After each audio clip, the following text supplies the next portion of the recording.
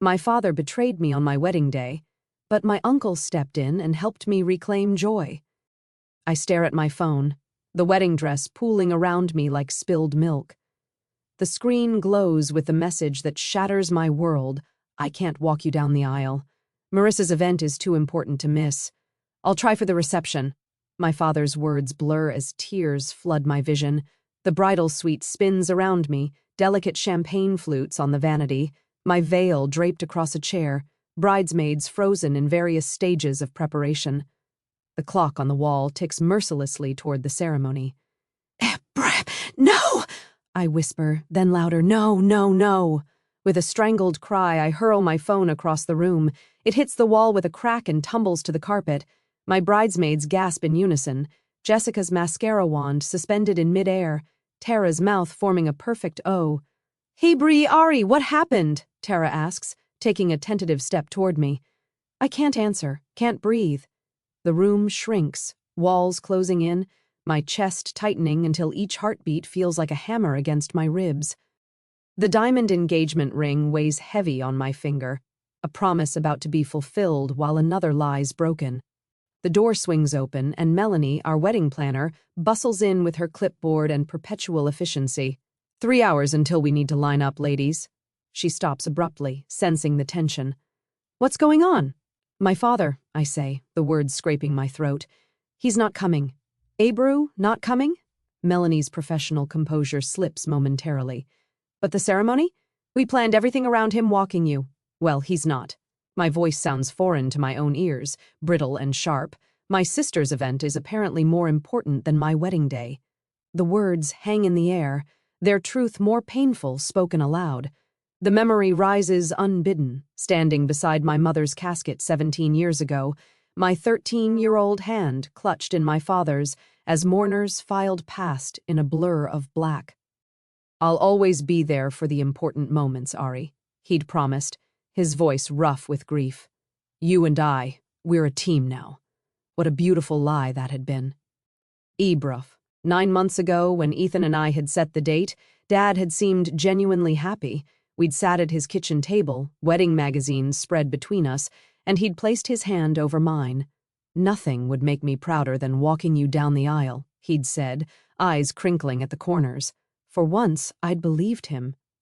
Ebru. The first warning sign came 3 months before the wedding, when Marissa called to announce her career celebration, scheduled for the same day.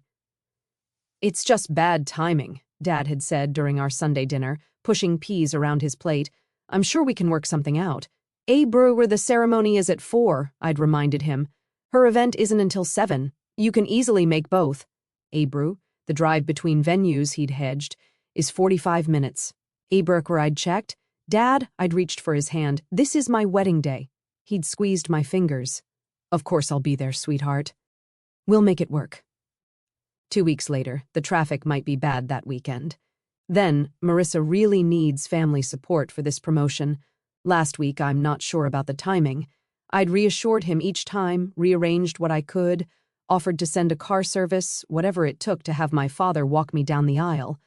And now, 3 hours before I'm supposed to marry the love of my life, he sends a text. A text. We need to move forward, Melanie says, her voice gentler now. Is there someone else who could walk you down the aisle? An uncle, perhaps? Or would you prefer to walk alone? Oberhi, alone. The word echoes in my head. My phone rings from where it landed on the floor. Jessica retrieves it, hands it to me wordlessly. Uncle Martin's name flashes on the screen. My father's older brother, the one who never missed a dance recital or graduation. I answer with trembling fingers. Ibrahil, hello? Ibrahi Ariana? His voice is warm, concerned. Your father just called me. I don't know what to say, sweetheart. A sob escapes before I can stop it. He's not coming, Uncle Martin. Ibrahi, I know. The anger in his tone is barely contained. And I'm so sorry. I close my eyes, tears tracking through my carefully applied makeup. I don't know what to do. The silence stretches for only a moment before Uncle Martin clears his throat. Would you allow me the honor of walking you down the aisle? Something breaks and bends simultaneously in my chest. You do that? Ebro in a heartbeat. His voice breaks slightly. I'll be there in 20 minutes, Ari. Don't you worry about a thing. A broke. I end the call and look up at the circle of concerned faces around me. Something shifts inside me. A realization that maybe family isn't always who you're born to, but who shows up when it matters most. My Uncle Martin is coming, I announce, standing straighter. He'll walk me down the aisle, and somehow, despite everything, I know I'll be okay. Uncle Martin's offer settles around me like a warm blanket. I stand straighter, feeling a flicker of hope spark to life in my chest. The wedding dress rustles as my bridesmaids exhale in collective relief. He'll be here in 20 minutes, I announce, my voice steadier than before. Jessica approaches cautiously, her phone clutched in her hand, mascara wand forgotten. Ari, there's something you need to see. The hesitation in her voice makes my stomach clench. Abru, what is it? She holds out her phone, screen illuminated with a text conversation between her and my sister. Marissa sent these to me by mistake last month. I wasn't sure if I should show you, but now… Abru, I take the phone with trembling fingers, the diamond on my left hand catching the light. The texts are dated 3 weeks ago. Marissa, Dad's still wavering about the wedding, keeps talking about making it work. Abru, Jessica, he promised Ari though, right? Marissa, don't worry. I know how to keep Dad to myself on wedding day. Already working on it. Jessica, Marissa, that's terrible. It's her wedding. A bouquet, Marissa? Oops, wrong Jessica. Delete this. Not for bridal party, Jessica. The room tilts sideways. I sink onto the vanity stool, the screen blurring before me. I should have shown you sooner, Jessica whispers. I just couldn't believe she'd actually… sabotage my wedding day? My voice sounds hollow in my own ears. I can believe it. The memory rises unbidden, 4 years ago, standing in an auditorium at MIT, scanning the crowd for my father's face, as I accepted the National Computer Science Scholarship. He'd promised to be there, had even texted that morning, confirming he was on his way. But the ceremony came and went without him. Later, he'd apologized profusely, claiming an emergency at work. It wasn't until months later that I discovered the truth through a casual comment from his assistant. Marissa had called, claiming I'd asked to reschedule his visit because I was too nervous to have him there. The pattern stretches back 17 years, to the raw days after Mom died. I was 13, devastated and adrift. Marissa, at 16, had swiftly positioned herself as the lady of the house, orchestrating family dinners, managing Dad's schedule, and systematically creating distance between him and me. She's been doing this for years, I say, more to myself than to Jessica, and he lets her. Tara wraps an arm around my shoulders. Your dad is an idiot, and your sister is worse. Abru, a knock at the door interrupts us. Melanie peeks in. Ethan's mother? She's asking if she can see you. Betrayal, I nod, wiping hastily at my tears. Catherine Carter enters moments later, elegant in her pale blue mother-of-the-groom dress. Her eyes widen at my tear-stained face. Oh, Ariana. She crosses the room and takes my hands in hers. Martin called me. I'm so sorry. Abru. The kindness in her voice threatens to unravel me completely. Since Ethan introduced us 2 years ago, Catherine has shown me more maternal understanding than I've experienced since my mother died. I don't understand why he'd do this, I confess, the words catching in my throat. Catherine sits beside me on the small love seat, still holding my hands. When I was 28, my father refused to attend my wedding to Gregory. He didn't approve of our interfaith marriage. Her voice carries the echo of old pain. I waited until the last minute, hoping he'd change his mind. Berga, did he come? I ask. She shakes her head. No, and for years after, I kept hoping for his approval, rearranging holidays, making excuses for his absence at our children's birthdays. Her fingers tighten around mine. This isn't just about today, Ariana. It's about whether you'll let them keep breaking your heart for the rest of your life. The truth of her words lands like a physical weight. How many times had I rescheduled important events to accommodate Dad? How often had I swallowed disappointment when he canceled at the last minute for something Marissa deemed more important? I think of my first dinner at the Carters' home, how Gregory had pulled out my chair, how Catherine had remembered my favorite dessert from a casual mention months earlier, how their whole family had welcomed me with genuine warmth, showing me what real family support feels like. Ebrook. I've been chasing his approval my whole life, I whisper. And what has it gotten you? Catherine asks gently. A brucha heartbreak. Disappointment. I straighten my shoulders, something resolute taking shape inside me. I won't let his absence ruin what should be the happiest day of my life. The clock on the wall shows we have 7 minutes until the ceremony should begin. 7 minutes to decide what kind of story today will tell, one of abandonment or of choosing happiness despite it. Martin will be here any minute, Catherine says, standing. Shall I help you fix your makeup? Before I can answer, my phone buzzes with a text from Ethan. Whatever you need today, I'm here, even if that means waiting. I love you. Fresh tears spring to my eyes, but different ones. Tears of gratitude for the family I'm about to join, for the man who sees me clearly and loves me completely. See, bruh. I don't want to wait, I tell Catherine. This day isn't about who isn't here. It's about Ethan and me and the people who chose to show up. Jessica and Tara exchange glances, relief evident on their faces. Melanie nods approvingly, already adjusting her timeline on her tablet. Have you ever had to choose between your own happiness and family expectations? I ask Catherine as she gently dabs concealer under my eyes. Ibra, many times, she replies, her smile both sad and wise. The day I stopped trying to earn my father's love was the day I truly began to live. The door opens 10 minutes later, and Uncle Martin stands there, slightly breathless in his hastily donned tuxedo, his eyes finding mine with such love that my heart swells. At that moment, I realize that family isn't determined by blood alone, but by who stands beside you when the world falls apart. I stand and smooth my dress, ready to walk toward my future rather than cling to a painful past. An hour later, after everyone has left the room, my makeup artist is working on my face. My phone vibrates against the vanity as the makeup artist dabs concealer under my eyes. Robert's name flashes on the screen.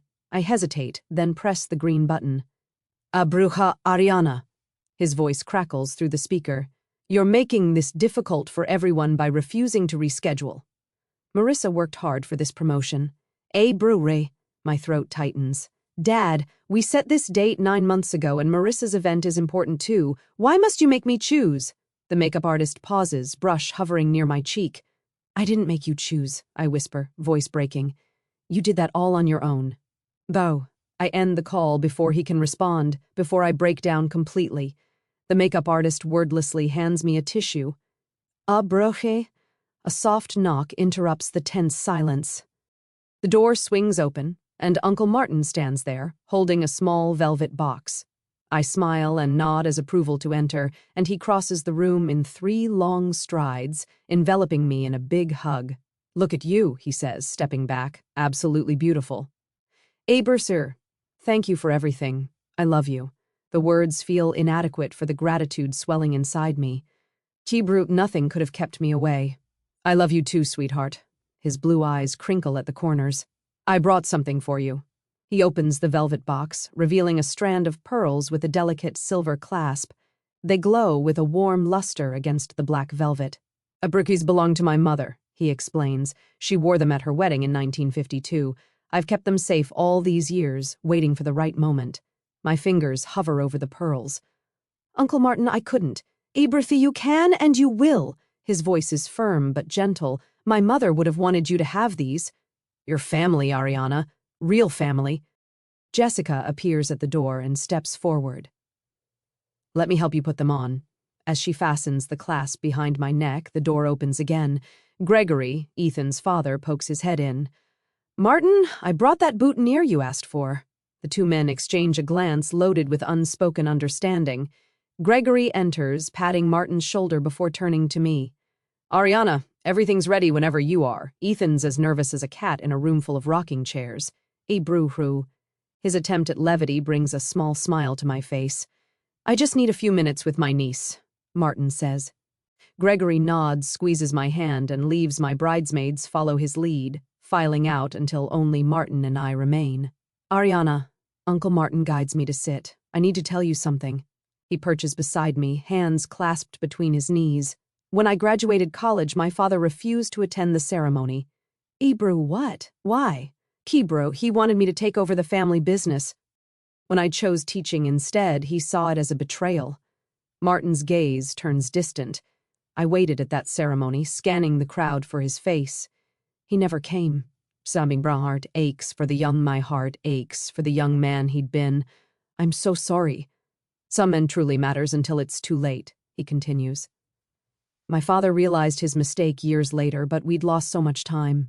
I touched the pearls at my throat. Did you forgive him? Eventually, but I never forgot who showed up that day instead. My mother, wearing these pearls. His fingers brushed the necklace. She told me she was twice as proud to make up for his absence. Melanie appears in the doorway. We need to practice the walk before guests arrive. Martin stands, offering his arm. Shall we? In the empty chapel, sunlight streams through stained glass, casting rainbow patterns across the aisle. The photographer adjusts her equipment, planning new first-look photos with Martin instead of Robert. We'll start here, Melanie demonstrates, then proceed at this pace. Martin and I take our positions. With each practice step down the aisle, something shifts between us, a bond strengthening, a silent understanding growing. His arm feels solid beneath my hand, his steps measured and sure. After the third walkthrough, we pause at the altar. Tears I've been fighting all day finally spill over. Brie, what's wrong, sweetheart? Martin asks. I'm afraid, I confess, voice barely audible, that when I look back on today, all I'll remember is who wasn't here. Martin takes my hands in his. Then let's give you something beautiful to remember instead. He reaches into his pocket, withdrawing a handkerchief with the initials LMP embroidered in the corner. Your mother's? I ask, recognizing the letters. He nods. Linda Marie Parker. She gave this to me before she passed, said someday you might need it. The simple cotton square with my mother's initials feels like a message across time. I press it to my cheek, breathing in the faint scent of lavender. Uncle Martin, I don't know how to thank you. You don't need to thank me, Ariana. His voice roughens. Family shows up, that's all there is to it. Behind us, the chapel doors open. Guests begin to arrive, murmuring quietly as they find their seats. Almost time, Melanie announces. Martin straightens his tie. I have one question before we do this. Brewery, what's that? Would your mother have approved of Ethan? Catches me off guard, but the answer comes immediately. She would have loved him. Say, then she's here too, Martin says simply. In these pearls, in that handkerchief in your heart. The people who truly love us never really leave. I stand taller, feeling the weight of the pearls against my collarbone, the soft handkerchief tucked into my bodice. I'm ready, I tell him. And for the first time today, I truly am. Martin offers his arm once more. Then let's go make some memories worth keeping. As we take our position behind the closed doors, waiting for the music to begin, I realize something profound. The person who deserves to be called family isn't always the one you're related to. It's the one who shows up when it matters most. 2 hours later, we have finalized the steps, my preparation, everything. I am counting the minutes until the ceremony begins. Through the draped windows of the preparation room, I catch glimpses of guests settling into white chairs on the lawn, their summer attire a kaleidoscope against the deep green of the gardens. Someone steps in front of my view, and I turn to face Uncle Martin. Are you ready? He asks, adjusting his boutonniere with steady fingers. The question carries more weight than he knows. Am I ready to walk down the aisle without my father? Am I ready to embrace this new definition of family that's forming around me like a protective circle? I touch the pearl necklace at my throat, cool against my skin. I am. Martin stands before me in his perfectly fitted tuxedo, the fabric hugging his shoulders just right. When he arrived 2 hours ago, breathless and determined, I never expected this transformation, from crisis to something that feels strangely meant to be. Your mother would be so proud, Martin says, his voice catching slightly. And Robert, well, he's made his choice. Through the door, I hear the string quartet transition to a new piece, signaling 5 minutes until the processional begins. My bridesmaids gather their bouquets, arranging themselves in the order we practiced yesterday. Jessica squeezes my arm as she passes. You look radiant, she whispers. Nobody will be thinking about who isn't here, but I know some will. Empty chairs have their own presence. Melanie appears with her headset and clipboard. Everyone's seated. Ethan is at the altar with the officiant. She studies my face. You good? Sabru, I nod, surprised to find it's not a lie. The devastation from earlier has transformed into something else. Not quite peace, but resolution. The doors open, and my bridesmaids proceed one by one down the path toward the ceremony space. Then it's just Martin and me, waiting for our cue. He offers his arm. I've never been more honored than I am right now, sweetheart. His eyes shine with unshed tears. Not in my whole life. The music shifts to the wedding march, my signal. We step forward together, emerging from the shadows of the estate into brilliant sunshine. The assembled guests rise in unison, faces turning toward us.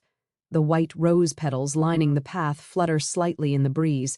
Each step feels momentous, each breath a conscious choice. Martin's arm is solid beneath my hand, his pace perfectly matched to mine. Halfway down the aisle, I spot Ethan.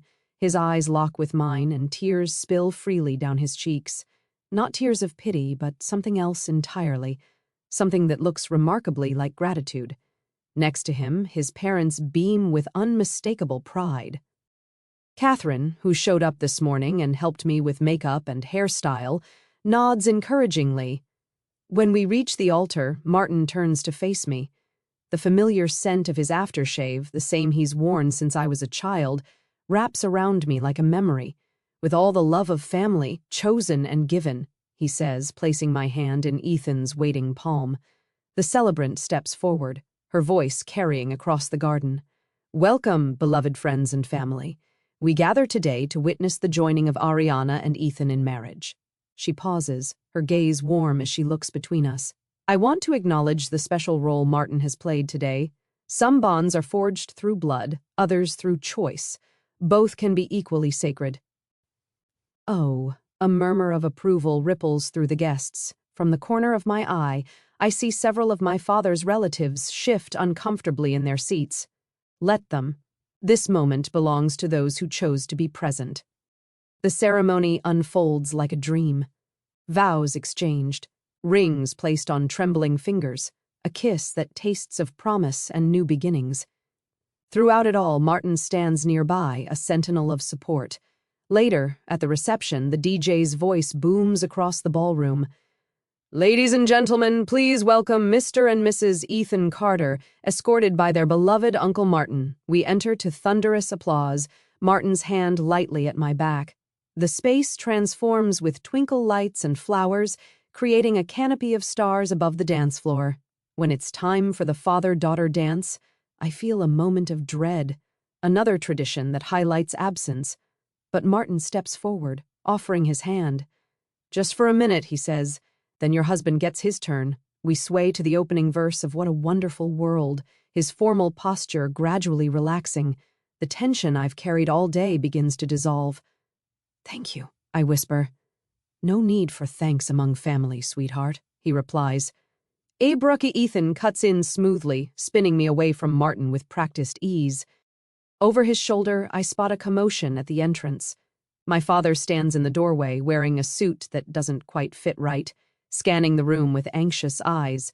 He came, after all, Ethan murmurs, following my gaze. Too late, I reply, surprised by the absence of anger in my voice. Just clarity. Some moments you can't get back. Robert remains at the periphery, watching as everyone celebrates without him. For the first time, I don't feel the pull to make things easier for him, to bridge the gap he created. Martin approaches him with quiet dignity, and I turn away, focusing instead on the man whose hands hold mine with such care. Are you okay? Ethan asks. I consider the question, searching for honesty. I think I am, or I will be. The music swells around us, and I choose to dance. Half an hour later, the crystalline chime of silverware against glass ripples through the reception hall. Laughter fades as guests turn toward the center of the room where Ethan stands, champagne flute raised high, his eyes finding mine across a sea of smiling faces. I feel a tap on my shoulder. Ariana, my father's voice slices through the moment. Brof. I turn slowly, steeling myself. Robert Parker stands behind me, hair slightly disheveled, tie askew, as if he's been rushing. You made it, I say, voice flat as a Kansas prairie. Ebrook traffic was brutal. He gestures vaguely toward the door. I tried calling, but you weren't answering. Abraham, I was getting married. The words taste sharp on my tongue. His eyes flick around the reception, taking in the elegant centerpieces, the fairy lights draped from exposed beams, the happiness radiating from every corner of the room. Everything he missed. You could have made this easier, you know. Push the ceremony back an hour. Abraham made what easier, Dad? Your choice? Before he can answer, Cousin Daniel appears at my elbow. His typical easygoing manner has vanished, replaced by something harder, more determined. Sorry to interrupt, Daniel says, not sounding sorry at all. He holds his phone out. But I thought you both should see this. The screen shows a group chat with Marissa and several friends, heading to Murphy's for drinks. Dad skipped Ari's wedding for this, so you better show up. A series of photos follows. Marissa and maybe 15 people at a bar, cocktails raised, smiling broadly. Timestamp, 4:30 p.m., halfway through my ceremony. At first she said 7 o'clock, but I guess she changed the meeting time to prevent my dad from coming. That's her career event? My voice barely rises above a whisper. Daniel swipes to another screenshot, a text from Marissa to someone named Jen. Dad will have to choose between us. I'll make sure he chooses me. The air leaves my lungs in a rush. Daniel isn't finished. She changed the dates and time of her drinks 3 times. He opens a calendar app, showing invitations with different dates, each adjustment aligning perfectly with our wedding date changes when we had venue issues last month. I look up at my father. The color drains from his face like water down a drain, leaving behind something ashen and hollow. Robert, Uncle Martin approaches, champagne in hand. I didn't know you'd made it. My father doesn't acknowledge him. His eyes remain fixed on Daniel's phone, on the evidence of his daughter's manipulation. I didn't realize. He begins, then stops. Starts again. Ariana, if I had known, Abrofri, you would have what? The question hangs between us like a physical thing. Shown up? Kept your promise? Been there for once in my life when it actually mattered? Heads turn. Conversations nearby halt. My father notices, straightening his posture. I want to apologize, he announces, voice carrying. Guests shift uncomfortably in their seats. Brufi, not here, I say firmly. Not now. Abru, but I need to explain. Abrufen, no. The word comes out stronger than I expected, carrying across the sudden quiet. You made your choice 2 weeks ago when you started looking for excuses not to come. Now I'm making mine. Something shifts in the air between us. The invisible strings that have bound me to his approval, that have kept me hoping despite years of disappointment, snap clean. I feel their absence like phantom limbs, painful but freeing. Abraha Ariana, his voice breaks on my name. Hebrew, enjoy the reception, Dad. I turn away, walking steadily back to where Ethan stands with his parents, their faces a mixture of concern and pride. Catherine, my mother-in-law, squeezes my hand as I rejoin them. Hebrahi, are you all right? Fibrisen? Yes.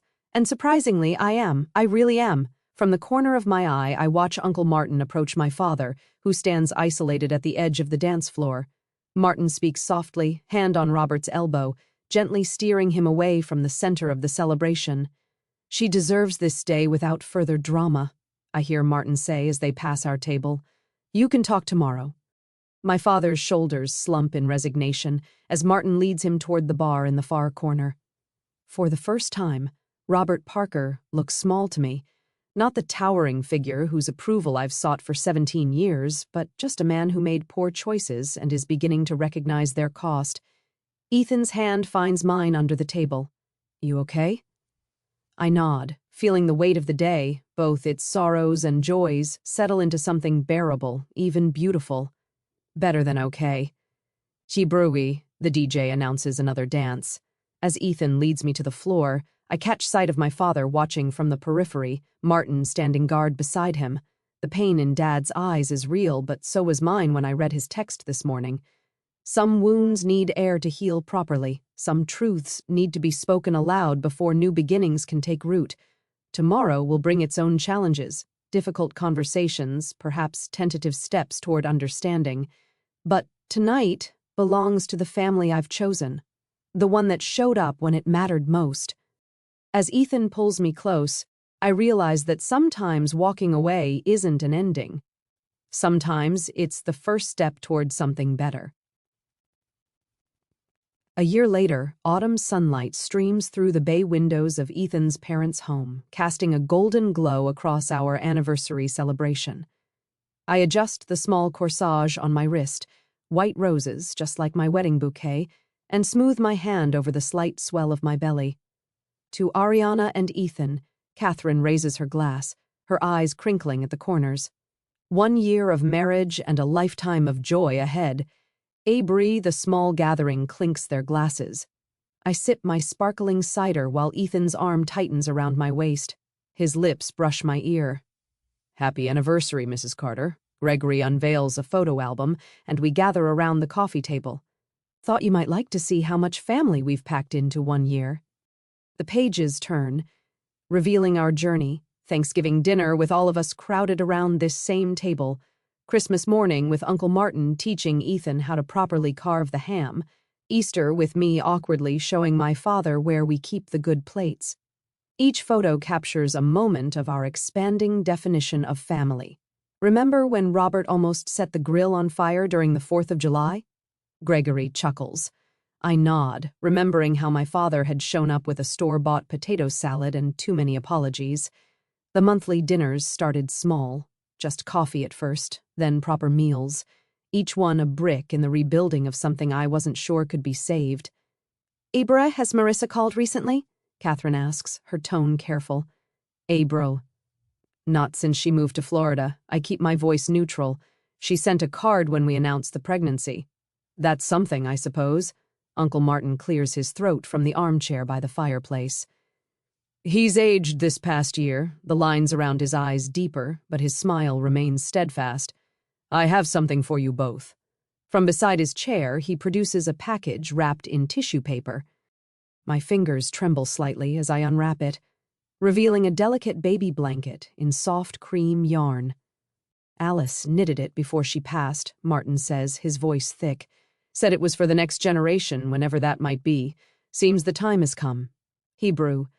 I trace the intricate pattern, thinking of Martin's wife I never met but whose legacy touches me still. It's beautiful, I whisper. Hebrew. The doorbell rings, and Ethan returns moments later with my father. Robert stands awkwardly in the doorway, clutching a weathered photo album. Sorry I'm late, he says, his eyes finding mine. Traffic on the bridge was backed up. Ibrucha, an old excuse that once would have twisted my heart. Today, I simply nod. We're just looking at photos. Join us? Oh, bro, he settles on the edge of the sofa, opening his album. I found these yesterday. Thought you might want to see them. Inside are photos I've never seen, my mother pregnant with me, her hand resting on her belly just as mine does now. I'm sorry I wasn't there when it mattered most, he says quietly. I can't change the past, but I'd like to be here for your future. For my granddaughter's future. I don't promise immediate forgiveness, but I take his hand. 1 day at a time. Later, as we gather for a group photo, I find myself between worlds. Ethan's steady presence on one side, Uncle Martin's gentle guidance on the other, my father hesitantly joining our circle. I place my hand on my growing belly, feeling the slight flutter that might be a kick or might be my imagination. Our daughter will know what real family loyalty means, I tell Ethan as Catherine adjusts the camera timer. The shutter clicks, capturing this moment of redefined family. Some bound by blood, others by choice, all connected by the promises we choose to keep. I've learned that family isn't just about who raised you. It's about who shows up when it matters most. And sometimes, if you're lucky, it's about who gets a second chance to show up right.